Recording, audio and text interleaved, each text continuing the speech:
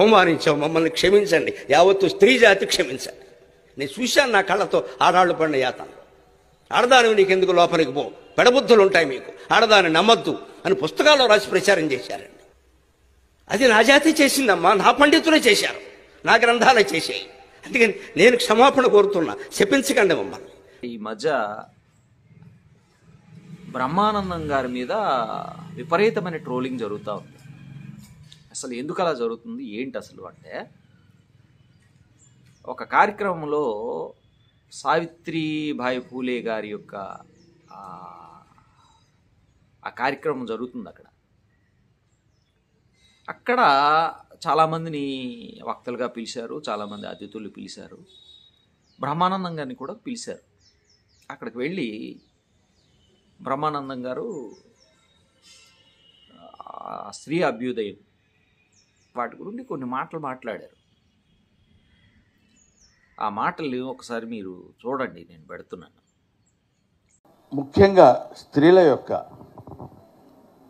ఆశయాల మీద మనం బతుకుతూ, ఇందాక అమ్మాయి చెప్పింది, నేను వాళ్ళు ఇక్కడ నిలబడి మాట్లాడగలుగుతున్నానంటే that all credit goes to Savitribai Phule. ఎంత కష్టపడ్డారండి. మనుధర్మ చరిత్రలో ఆయన మను ఏం చెప్పాడంటే, స్త్రీలకి చదువు ఉండకూడదు, స్త్రీలు అసలు బయటకు వచ్చి కనపడకూడదు. ఆల్మోస్ట్ ఇప్పటికే అవే కొంచెం ఫాలో అవుతున్నట్టున్నారు. స్త్రీలు చదువుకోకూడదు, స్త్రీలు బయటకు వచ్చి మాట్లాడకూడదు. అందుకనే ఇప్పటికీ మనకి కొన్ని బాగా మారుమూల పల్లెటూళ్ళలోకి వెళ్ళినప్పుడు ఎవరైనా ఇంట్లోకి వచ్చి మాట్లాడితే గబుగ్గురు గుమ్మం పక్కకి వెళ్ళి వారు లేరండి ఇంట్లో అని చెప్తారు. అది సంప్రదాయం అని. అదే కాకుండా ఇంకా ఇంకా ఇంకా స్త్రీ చదువుకుంటే వేదాల్లో చెప్పబడింది ఏంటంటే వర్షాలు పడవు, కరువు కాటకాలు వస్తాయని. ఆ భయం కూడా పెట్టారు. ఎంతవరకు స్త్రీ జాతిని అణగదొక్కాలో అంతవరకు అణగదొక్కుతూ వాళ్ళు పైకి రాకుండా ఉండాలని కోరుతూ, వాళ్ళకు ఒక వ్యక్తిగతమైనటువంటి అభిప్రాయం ఉండకూడదు. లేడీస్ అంటే దానికి లేడీస్ తయారైపోతున్నారు అంటున్నారు ఈ మధ్య కూడా.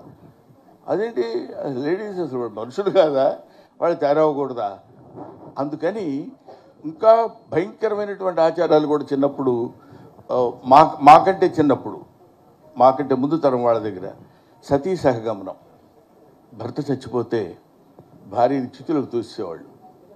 ఎందుకంటే మనకి కొన్ని అద్భుతమైనటువంటి ఆలోచనలు, మరి ఆ నమ్మకాలు ఇవన్నీ ఉండేవేమో. ఇప్పుడు ఆ నమ్మకాలు దేవుడి దయ వల్ల లేవు. లేకపోతే వీడితో పాటు వాడు, వాడితో పాటు వాళ్ళు మొత్తం అంతా వెళ్ళిపోయి దూకేసి వీడి ఆత్మ ఇటో వెళ్తుంది, ఆ ఆత్మతో పాటు ఈవిడు కూడా వెళ్ళిపోవాలి.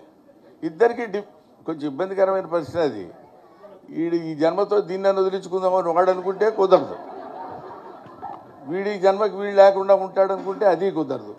ఇద్దరు మళ్ళీ అక్కడికి వెళ్ళినా సరే నా కర్మ ఇలా కాలింది ఏంటని అనుకునే స్థితి లేకుండా, ఇది ఇప్పుడు మనం చక్కగా చెప్పుకోవడానికి నవ్వుటానికి వీలుగా ఉంటుంది. కానండి ముక్కు పచ్చలారని ముద్దు బిడ్డలు, చిన్న పిల్లలు, ఆడపిల్లలు భర్త ఏదో కారణం చేత చచ్చిపోతే, ఆ రోజుల్లో ఇంకా బాల్య వివాహాలు ఉండేవి. చిన్నపిల్లల్ని తీసుకెళ్ళి పెద్దవాళ్ళకి ఇచ్చి వివాహం చేయడం, అది ఎంత దుర్మార్గం ఒకసారి ఆలోచించండి. ఆయన బ్రహ్మానందం ఒక హిందూ, చాలా భక్తుడైనటువంటి హిందూ. ఆయన హిందూ మతాన్ని ఏదో కించపరిచాలా, లేకపోతే ఆ మతాన్ని హేళన చేయాలో, లేకపోతే దోషం చేయాలనే ఉద్దేశం కాదు ఆయన. ఆయన మనుధర్మశాస్త్రంలో లేకపోతే స్త్రీ గురుండి ఆయా పుస్తకాలు, ఆయా గ్రంథాల్లో ఏం రాయబడింది, స్త్రీ ఎలా వివక్ష గురైంది అనేది టోటల్ సారాంశంగా అంటే కొన్ని విషయాలు ఆయన మాట్లాడడం జరిగింది. దానికి విపరీతమైనటువంటి ట్రోలింగ్ మొదలైంది. చాలామంది అందులో నా దృష్టికి వచ్చేవి కొన్ని వీడియోస్ వచ్చాయి. భరతవర్ష అనేటటువంటి ఒక ఛానల్ నుండి ఆయన శివకుమార్ అనుకుంటాను, ఆయన కూడాను మరి కౌంటర్ ఇస్తూ కొన్ని మాటలు మాట్లాడారు. ఒకసారి చూడండి, నేను పెడుతున్నా. అందరికీ నమస్కారం. కొంతమందికి వయసు పెరుగుతున్న కొద్దీ బుద్ధి అధోగతి పాలవుతుందేమో మరి. అయితే వారు అలా ప్రవర్తించటం వలన వారికి మాత్రమే నష్టం చేకూరింది లేదా వారి ఫ్యామిలీకి నష్టం చేకూరింది అనుకుంటే సరే, వాడి పాపను వాడు పోయాడని వదిలేయచ్చు. కానీ అది ధర్మానికి రిఫ్లెక్ట్ అయినప్పుడు, అది అధర్మం అయినప్పుడు, అది వేదం పైన వెక్కిరింత అయినప్పుడు తప్పకుండా ప్రతిఘటించాలి, లేదా రియాక్ట్ అవ్వాలి, లేదా ఖండించాలి. బ్రహ్మానందం ఈయన గురించి ప్రత్యేకించి ఇంట్రొడక్షన్ అక్కర్లేదు కదా. ఎంతో మందికి నవ్వులు పూయించినటువంటి వ్యక్తి. సో ఇక్కడ చరిష్మా అంతా ఒకవైపు, ఈ మధ్య విజయవాడకు చేరుకున్నటువంటి ఆయన ఒక కార్యక్రమంలో మాట్లాడినటువంటి తీరుతో వచ్చినటువంటి చరిష్మా, అది చరిష్మానా లేకపోతే ఇంకేదా అనేది ఈ వీడియో ఎండింగ్ లో మీకు అర్థమైపోతుంది. పూర్తి డీటెయిల్స్ తో ఒక మహానుభావుడు విక్రమ్ పోపూరి గారు అందించినటువంటి సముచిత వివరణతో, ఆధార సహితమైనటువంటి విషయాలతో, బ్రహ్మానందం గారి సినిమాల్లో హీరోలతో టప్ టప్ అని కొట్టించుకుంటాడు కదా, అలా టప్ టప్ అని కొట్టేలాగా ఈ వీడియో ఉండబోతా ఉంది. అయితే నేను ఊర్లో ఉండటం వలన ఈ యొక్క విజువల్ ఎఫెక్ట్స్ అవి నేను అందించలేకపోవచ్చు. కాకపోతే సమాచారం దిట్టంగా ఉంది. నాకు ఈ వీడియో చేయడానికి ఊతమిచ్చినటువంటి పెద్దలకు కూడా ఈ సందర్భంగా కృతజ్ఞతలు. వారు ఇచ్చినటువంటి సమాచారమే, పోలిశెట్టి బ్రదర్స్. సో ఇక్కడ నేను మాట్లాడాల్సింది ఏమిటి అనేది, ముందుగా బ్రహ్మానందం మాట్లాడినటువంటి విషయాలతో కదా స్టార్ట్ చేయాలి. Let's start. ఆ మహాతల్లి ఇవాళ ఎంతమంది సమాధుల మీద మనం నిలబడి జాతీయ జెండా ఎగరేస్తున్నాం తెలుసు కదండి. అలాగా ఎంతో మంది మహనీయుల యొక్క, ముఖ్యంగా స్త్రీల యొక్క ఆశయాల మీద మనం బతుకుతూ, ఇందాక అమ్మాయి చెప్పింది, నేను వాళ్ళు ఇక్కడ నిలబడి మాట్లాడగలుగుతున్నానంటే that all credit goes to Savitribai Phule. ఎంత కష్టపడ్డారండి. మరుధర్మ చరిత్రలో ఆయన మను ఏం చెప్పాడంటే, స్త్రీలకి చదువు ఉండకూడదు, అవునా, స్త్రీలు అసలు బయటకు వచ్చి కనపడకూడదు. ఆల్మోస్ట్ ఇప్పటికే కొంచెం ఫాలో చదివేశాడు. స్త్రీలు చదువుకోకూడదు, స్త్రీలు బయటకు వచ్చి మాట్లాడకూడదు. అందుకనే ఇప్పటికీ మనకి కొన్ని బాగా మారుమూల పల్లెటూళ్ళలోకి వెళ్ళినప్పుడు ఎవరైనా ఇంట్లోకి వచ్చి మాట్లాడితే ముగ్గురు గుమ్మం పక్కకి వెళ్ళి వారు లేరండి ఇంట్లో అని చెప్తారు. అది సంప్రదాయం. అని అదే కాకుండా ఇంకా ఇంకా ఇంకా స్త్రీ చదువుకుంటే వేదాల్లో చెప్పబడింది ఏంటంటే వర్షాలు పడవు, కరువు కాటకాలు వస్తాయి. ఆ భయం కూడా పెట్టారు. ఎక్కడ చదివేశాడు. ఎంతవరకు స్త్రీ జాతిని అణగదొక్కాలో అంతవరకు అణగదొక్కుతూ వాళ్ళు పైకి రాకుండా ఉండాలని కోరుతూ, వాళ్ళకు ఒక వ్యక్తిగతమైనటువంటి అభిప్రాయం ఉండకూడదు. లేడీస్ అంటే దానికి లేడీస్ తయారైపోతున్నారు అంటారు ఈ మధ్య కూడా. ఇక ఆయన వీడియో మీరు చాలా మంది చూసే ఉంటారు. సో ఇందులో కీలకంగా ఆయన మాట్లాడినటువంటి, ఆయన 20 నిమిషాలు అనుకుంటా ప్రసంగించారు. అందులో వేదాలనేవి యాక్సెప్ట్ చేయమంట స్త్రీలు చదువుకుంటే. అలాగే మనువు చెప్పాడంట, అసలు దారుణాతి దారుణంగా మనువు స్త్రీలను అణచివేశాడంట. ఈ మూర్ఖులందరికీ కూడా ఏ పుస్తకాలు చదివి ఎలా తయారవుతారో నాకైతే అర్థం కావట్లేదు. ఈ మూర్ఖులు, వీళ్ళు మూర్ఖులే, వీళ్ళంతా కూడా మూర్ఖపు సంత. ఎన్నిసార్లైనా ఘంటాబద్ధంగా చెప్తాం. ఈ బ్రహ్మానందం అనే వ్యక్తి ఆ ప్రోగ్రాంకి వెళ్ళాడు, అక్కడ సావిత్రిబాయి పూలే అనగానే ఎవడో ఇచ్చినటువంటి స్క్రిప్ట్ చదివేశాడని అనిపించింది నాకు. వాగ్ దాటి వేరు, ఏం మాట్లాడుతున్నామని. ఓకే, చూశారు కదా ఈ భరతవర్ష దాని గురించి మాట్లాడుతూ చాలా రకాలుగా ఈయన కామెంట్లు చేయడం జరిగింది. ఆయనే కాదండి, అలాగే సహోదరులు లలిత్ కుమార్ గారు కూడా కొన్ని మాటల్ని, లలిత్ కుమార్ గారు కూడా కొన్ని మాటలు మాట్లాడారు. ఎవరు, హిందూ జనశక్తి అధ్యక్షులు. లేకపోతే రష్యన్ వేరు, సరస్వతీదేవిని ఇన్ని రకాలుగా వదిలేస్తారా? ఇది మీ ఇష్టం సార్. అఫ్ కోర్స్ నా వీడియో మీ దగ్గరికి వస్తుందని కూడా నేను ఎక్స్పెక్ట్ ఈయన కూడా కొన్ని మాటలు మాట్లాడారు. కానీ అలాగే భాస్కర్ రాజు గారని ఆయన కూడా కొన్ని విషయాలు మాట్లాడడం జరిగింది. భాస్కర్ రాజు గారు ఆయన కూడా కొన్ని విషయాలు మాట్లాడారు ఈ విషయంలో ట్రోల్ చేస్తూ. అయితే నేను ఈ విషయంలో ఆయన చెప్పేదేంటి, లేకపోతే ఆ వివరణ నేను వదల్చుకోలేదు. కానీ ఇదే మాటలు గౌరవనీయులైనటువంటి పద్మశ్రీ గరికపాటి నరసింహారావు గారు కూడా ఈ వెర్షన్లోనే మాట్లాడారు. ఆయన కూడా చాలా సార్లు చెప్పారు. ఒక వీడియో నా దగ్గరికి వచ్చిందండి, అది అందులో నరసింహారావు గారు చెప్తున్నారు, అమ్మ శ్రీజానకిని మేము అణచివేశాం, ఎవరో కాదు మేమే, మా పండితులమే, మా పెద్దలే, మేమే పుస్తకాల్లో రాసుకున్నాం, గ్రంథాల్లో రాసుకున్నాం, మేము ఇలా అణచివేశాం అని ఘంటాపదంగా ఆయన చెప్పారు. ఆ వీడియో ఎక్కడి నుండో మొత్తానికి నా దగ్గర చేరింది, ఆ మాట్లాడేటటువంటి ఆ క్లిప్ని. అది కూడా చూడండి ఒకసారి, నేను చూపిస్తాను. మొత్తం వ్యవస్థను కొల్లబెట్టుకున్నాం మనం. అగౌరవించడం కొన్ని కులాలని, కొన్ని వృత్తులని, కొందరు మనుషులని, అసలు సగం జాతి మొత్తం స్త్రీలని అవమానించామండి. క్షమాపణ కోరుతున్నానమ్మా మిమ్మల్ని. భారతీయ సంస్కృతి తరఫున అవమానించాం, మమ్మల్ని క్షమించండి. యావత్తు స్త్రీ జాతి క్షమించండి. నేను చూశాను నా కళ్ళతో ఆడాళ్ళు పడిన యాతన.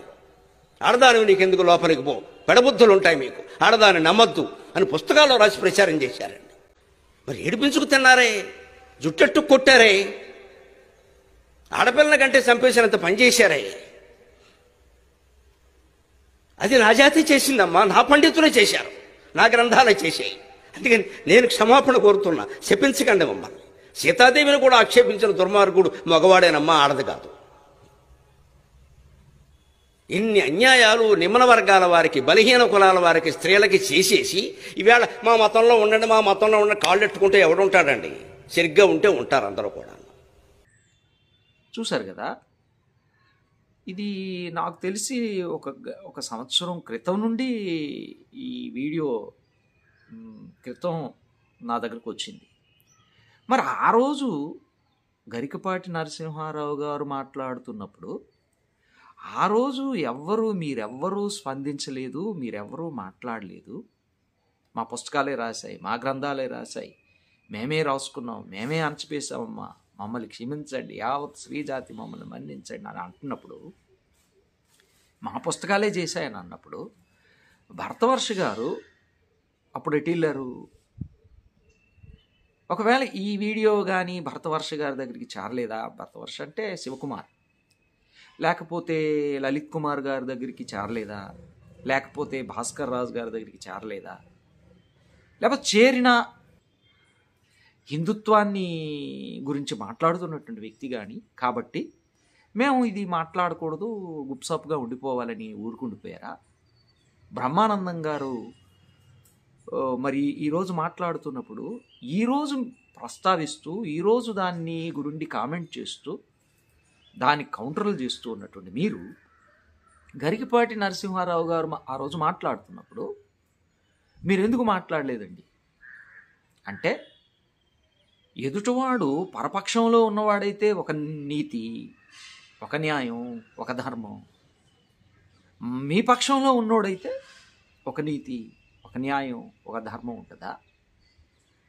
ఆ రోజు ఆయన ఈ విషయాన్ని చెప్పారు కదా, మా పుస్తకాలే రాసాయి ఇవి, మమ్మల్ని క్షమించండి, మేమే మా పుస్తకాల్లో, మా గ్రంథాల్లో రాసుకున్నాం, అనువున మేము ఇలా చేసాం, అనగదొక్కాం, చిన్నతనంగా చూసామని ఆ రోజు గరికపాటి గారు మాట్లాడారు కదండి.